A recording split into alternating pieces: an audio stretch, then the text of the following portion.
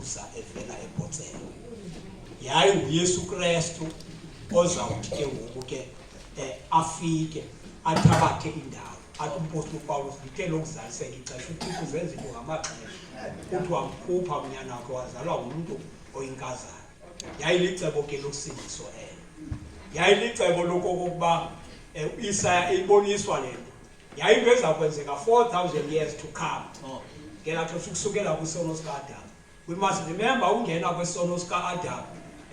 Ithi ke iBhayibhile uAdam wayenikwe ititle deed uThixo. USathana ke ngoku kuthiwa uthe ke ngoku ngobe emlukuhlile uAdam. That title deed was transferred to bakubantu uLucifer. Yo lento ke ngoku umbona uLucifer ke ngoku esithi xa iqhayisayo ngoJobe ethapha emhlabeni kule planet yami uthi uyayibanga ngoba uAdam owenzele ukuthi ubiyeka Thixo atransferwa apha kuthiwa ke ngoku ke waze ke ngoku ke uLucifer wathi apha emhlabeni akho muntu ulilungisa. Wathi uThixo kuye phofu ke uke wajonga phawahamba wamgala ba ukhona umkhozi wabe ngulo. Uthi ke ngoku uLucifer hayi ingcango ngoba uYobi akukhonze wena umbiyele andikwazi uya kuye. Uthi uThixo ndizasusa uthando hanguye kuye avume ke uThixo makayi. uYobi ke ngoku ehlelwe zizithetho ezibi alahlekelwe imfuyo yakhe alahlekelwe ngabantwana bakhe. Ewe kodwa kuthiwa uYobi wabambelela kuThixo. Round 1 lo uthi ke ngoku round 2 uThixo uthi ke ngoku uthi bukunganiki ithuba ke ndingene kuye emzimbeni wakhe. Khangela baka akanantu uYobi nonkosikazi wakhe umshiyile nezicaka zimjongele phansi. Ithi ke ngoku inqele wabiya uThixo kodwa umphefumulo wami. Kuthiwa wamdakaza uYobi ewe kuthiwa wanamathumba wabona ehleli kwenza amadoda amathathu. Yazi yanceda ngexesha kufika abantu elifast. Uyabona la madoda engazange afike ngewafu uYobi. Kuthiwa amjonga for 7 days engathethi aqoba zange ayibona into enjengale. Kuthiwa uvula umlomo wakhe. Ithi ke ngoku iBhayibhile yakho lo madoda badayaloga kwakunye noYobi. Ithi kodwa yabanceda loo nto leyo uYobi bacuntsule intlungu yakhe. Ithi ke ngoku iBhayibhile yakho akabuyanga aphinde eze uSathane. uThixo athini wamvuza ke uYobi. Le verse ke ngoku isixelela ke ngoku uThixo ke ngoku waze ke ngexesha lakhe wazala unyana wakhe uYesu Kristu. Owathi uYesu Kristu ezalwa waze ke ngoku uHerode wabulala abantwana kuba wayazi lo mntana lona nguloku uthi uzawusindisa. uThixo axelela izazi uba mazingahambi ziye kuye. Ithi ke ngoku iBhayibhile yakho naze ke ngoku icebo losindiso laqala ke ngoku apho uYesu. Uyakhumbula uSathane uqale wabulala abantwana. uRaheli lilela abantwana bakhe. eRama wayibona into ezakwenza kuHerode ebulela abantwana ngoba uthekela uHerode zenimxelele ndifuna ukukhonza. Kuba safika ithuba likaYehova zanze ningabuyi ngalandlela. Wathekelela uHerode abantwana abana 1 and 2 years wababulala. YayinguSathane lo. He was a murderer. Usibulala mntu kuba wayifuna lo mntana ukuba yaba uzawusindisa abantu bakhe. Kodwa uThixo akavuma. Ithi ke ngoku iBhayibhile yakho uYesu ke ngoku weza ke ngoku emhlabeni. Uza kwakhe wobezalini waqala iministry yakhe uYesu. Ithi iBhayibhile yakhe wabe iqalile iministry yakhe wahamba kwakunye nabafundi bakhe. Ewe waba yi12. Ewe kuthiwa wahamba nabo wabafundisa for 3.5 years. Okokuba uzabashiya nalo msebenzi. Ike ngoku uYesu Kristu xa fikelela ethubeni ngoku loba makaye emnqamlezweni ucela abafundi bakhe bangabathandaza. Kuthiwa balale athi ninje baningalindi. Kuthiwa phinde balale. Ithi iBhayibhile yakho hamba mgama uYesu wathandaza wathi lalani. Ngexesha ke ngoku ethandaza uYesu uyayazi uzawuvuka ubunzima. uYesu ugqibele ukutya ngolwesine ngala mini yomthendeleko ufumana into ethi wayehleli nabafundi bakhe. Apho uYudas ethe wamnikela kuThixo wamnikela ewe ba makangcathi uYudas ithi iBhayibhile yami wahamba kwinkundla zikaPilato nezikaKhayafa uYesu Kristu engakhange atye abantu basekhaya. Ithi iBhayibhile yami uHerode aphinde ambuyisele kuba kuPilato. Uthi uPilato andiboni tyala kulo muntu. Ufumanile uPilato ethi kunkosikazi wakhe ngiphupe ipupa loo ndoda usungayibulala.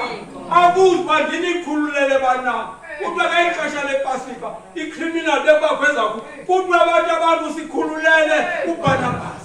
Kuthiwa athi namaJuda hayi mayibe esisibetho sibethe thina nabantwana bethu. Unoza babengayazi loo 1945 uHitler wabulala 6 million of the Jews.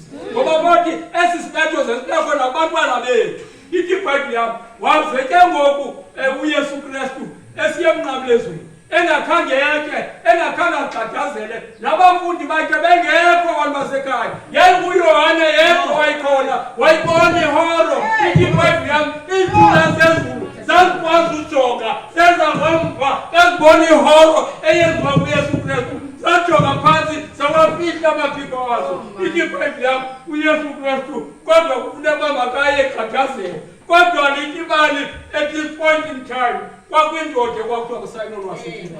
Kuthiwa unyana bayo yayifuna ukubulela uYesu disiphathu yakhe yayingabafundi bakaYesu. Xa ifika le ndoda uYesu Kristu esinda ngomnqamlezo egxadazela uYesu Kristu abantu basekhaya. Kuthiwa le ndoda yawuthwala umnqamlezo kaYesu ethi footprints kaYesu yalandela wade wobekwa umzimba kaYesu wabekelela uYesu Kristu emnqamlezweni abantu basekhaya. Ithi iBhayibhile yami wahlala ecabangeni ukuqiniseka uba ufile. Ithi wayiyenzela loo nto for mna nawe. Ithi iBhayibhile yami hepa uThixo wayengayivumelanga loo nto.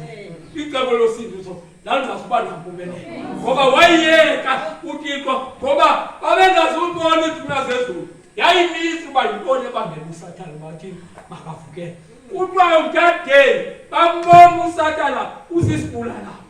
Wathi ke ngoku uYesu Kristu ugqitile. Ufunda nakuncwadi kaMateyu chapter 25 verse 5 ithi lathi ikhuselo leZulu lakazuka kubi ithabathela kwengcwele. uYesu wabekwa engcwabeni lakhe ngolingekatshoni ilanga ngeSabatha. Remember uThixo wadala for 6 days ngosuku lwesithathu. Wathi make it a point umzimba kaYesu funeka ithi litshona ilanga seyiqoshelisiwe into. Ithi iBhayibhile yami waze ke wabekwa ke uYesu. Kuthiwa kwangekho nengcwaba babenewaro Maria noYohane uba uzawungcwatywa ngubani na uYesu. Abenalo challenge. Ithi iBhayibhile yami kwakho amadoda amabini a-influential uYosefu wase-Arimathea kwakunye noNikodimo. Ithi iBhayibhile yami le ndoda uYosefu yase-Arimathea yanikezela ngengcwaba layo yahamba bamkhola uYesu. Ithi iBhayibhile yami wahlala. uMaria waseMagadala was once a prostitute. Ithi iBhayibhile yami ngulowo wathi phambi uYesu ayemnqamlezweni. Yazi abantu basekhaya izifo samzenza abantwana beni bengasekho zenze besaphila.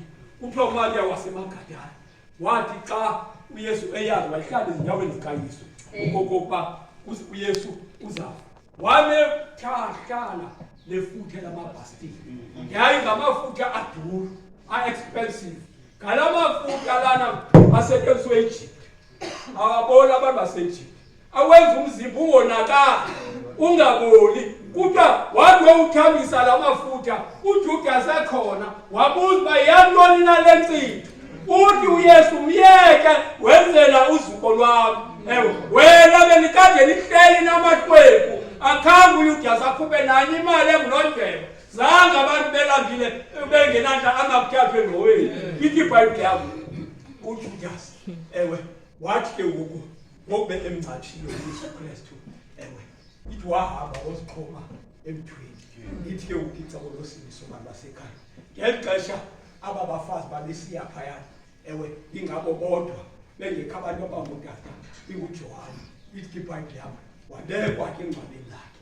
Ithi ke iBhayibhile yathi ikhuselo lengcwele lakazuka kubi uthabathela phansi apha etempileni kwakukho umkhusane kwakusenza ezankonzo zikaMoses zobathethe. Kuthiwa wathi xa Thixo ugqityiwe wakrazuka yathi imvu eyayizawuthi amagushere yabaleka Meaning that there was no need okokuba kuxhelwe izimvu ngoba imvana yoqobo yileyo inguYesu Kristu esiya kuyo abantu basekhaya. Sithethe noYesu abantu basekhaya. Siwe ngamadolo ngoba nguye osithethelelayo ongase kunene kukaThixo. Ithi ke ngoku iBhayibhile yam ewe kwathi ke ngelo xesha kuthiwa izulu for 3 hours kusukela ku-12 ukuya ku-3 kuthiwa kwabakho ubumnyama emhlabeni nendlela yakwazi unyamezela.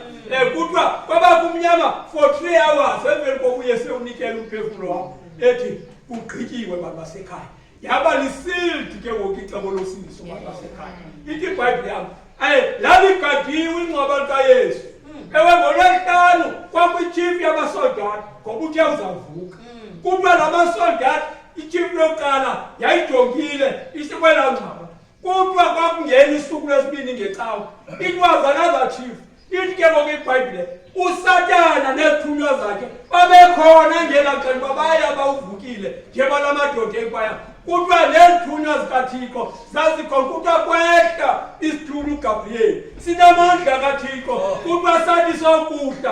Kuthiwa salisusela litye. Ewe kuthiwa sahlala phezu kwalo. Sathi uyihlo uyabhiza. Sinokuqaqala lukaThixo. Wavuka uYesu bantu basekhaya. Ewe wema ebengcwabeni wasukula ngecawa. Wathi ndimi uvuko ndimi usindiso wabantu. Wavusa abantu ebengcwabeni Yesu abayinkahlelo. Aba bantu kuthiwa ziyenda bavuswe nguYesu ngecawa. Ithi ke ngoku iBhayibhile yam ngeli xesha abafundi bakhe besangena esixekweni besithi uvikile nabafundi bakhe ethi uYesu Kristu wawathatha la madoda wanyuka nawo wotshanga-tshangisa kubani kuyise wabonisa amanxeba wakhe wawabeka etroleni as a sign of victory. Kaloku umbingelele ebethi qala umntu kamnesivuno ahamba aye nasetemleni esokuqala athathe esesibini. Kuthiwa ke ngoku wema uThixo wazijonge ezazana wanqwala. Ithi ke ngoku iBhayibhile wanikwa ikhomishini wabuya that same day wathi linikwe mnigubu wawutyabathela kuyo umhlaba usekho ngokaSathana ngokaYesu Kristu bantu basekhaya. Athi umpostoli uPawulos silinde ithemba elinoyona nobuqaqawuli bakhe kwithetha le nto bantu basekhaya. uPetros xa wayezabulawa kuthiwa waqaza ubulawa kuniro watsho wabethelelwa emnqamezweni. Wathi noPawulos bantu basekhaya wathi umzamo ndiwuzamile kodwa walaye wabulawa intloko. Ithi iBhayibhile yam bonke aba bantu babefela ntoni inkolo. Ngoku silinde uYesu Kristu ozabonakala empumalanga bantu basekhaya. Ezi usindiso we must hold fast bantu basekhaya. Sibayeke abantu elona lawo makasebenzele usindiso lwabo. Uzabuya ke ngoku uYesu Kristu. Ewe fika iBhayibhile yam ngoku ukwingcwele kaNgcwele. Ewe we are speaking now. Ithi uphengululwa ingcwele. Ewe incwadi incwadi yobomi leBook of Acts uyabhala okokuba umuntu uqaleleyo ulele ebhanana. Yile ithi iBhayibhile sewumangaliswe kukumngangamazwi. Sawubona abantu abebeziprostitute bekhona ubona ubrother Thabo ungababoni bantu basekhaya kanti ecaleni beniphila ubomi uthini ithi iBhayibhile yam uzawusuke uYesu Kristu ke xa bona uba ngoku lifikile ixesha aphakame kwisihlambi sakhe sokuthethelela. Uzawuzenga uMikhayeli anxibe ingubo yakhe athi ke ngoku kwenzekile ezokuthatha abantu bakhe bantu basekhaya. Ithi uzawuza enentolongo likaThixo enelizwi likaThixo. Athi umpostoli uPawulos inkosi ngokwayo iyawuhla inendaziluko inenxilongo likaThixo kukho abazawuvuka ngelizwi likaThixo. Remember uLazarus wavuswa lilizwi likaThixo phambi kokuba bavuke emangcwabeni. Kuthiwa is a special resurrection. Kuzawuqala kuvuka aba bantu bokuqala bexilongo bantu basekhaya. Ithi it will be a mixed resurrection. Kukho la madoda amhlabeni kwanabo bamhlaba bazafona bazawuphinde bafe bona bangeziwa kumina kuyo. Ithi iBhayibhile yam xa sisiza abantu basekhaya esaSputnik sizothatha abantwana bakho uThixo emhlabeni. Ithi iBhayibhile yam sizawuza siqhutywa nguYesu nalo manxeba ezothatha abantu. Ithi lilili ixilongo bazaba baphilayo bazobaphangela ababafileyo. Ithi bavuke ngokwe-order ngokomlibo wakhe usukela phakathi besiya begugula besiya phezulwini. It will take 7 weeks ukuya ezulwini bantu basekhaya. Sabe sikwi-honeymoon singumtshakazi Ubasabona amazwe elinye uNoku wathathwa wabakulo ndinamalanga asixhenxe. Kuba kasihamba sibona ilizwe sikwi-honeymoon ekuthi iBhayibhile yakho sizabe sivuya. Abanye abantu bafe bengakhaba bhaptizwe bazawubhaptizwa nguYesu all the way ngoba it took 7 days ekwakuthi komata. Kuthiwa nathi it will take 7 days kasihamba sisiya phayana. Ithi iBhayibhile yakho bazawuthi abantu abakanyamazwe bathi hamba ngobani na bavelaphi lithi ilizwe hamba ngabavile embhayibhileni. Bahlambile igazi igumbu zabo ngegazi lemvana. Abantu basekhaya noba abantu bangathetha bathina bambelela kwithemba lakho elifana nelikaYobi wazi ukuthi uzawuvuswa ngemini yokugqibela. Sijongeke lo themba noba singabulawa sijongene nentuthiso ezabakho abantu basekhaya ayizusenzana ngoba uThixo rest assured uliqinisekisa uthemba lwethu.